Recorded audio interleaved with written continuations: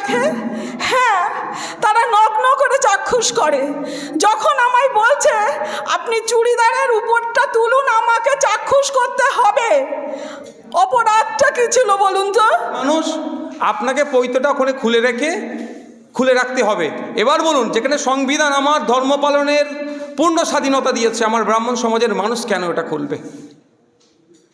আপনি হিন্দু ধর্মে অনেক অনুসারী আছেন, গলায় ওই কাঠি, কি বলে ওটাকে, কোনটি কাঠি পড়েন, বিশ্বাস যার যাতে আস্থা, এটা আমাদের দেশের সংবিধান, এখানে আমাদের মাহাত্ম্য, যে যাকে ভালোবাসবে আস্থা যেখানে, সেটাও আপনাকে খুলে রাখতে হবে।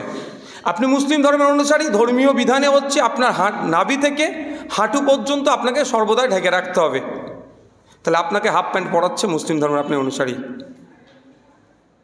আপনার ধর্মীয় স্বাধীনতার উপরে আক্রমণ করছে, হস্তক্ষেপ করছে, কোথায়? এই শাসক দ্বারা। মানুষ এটা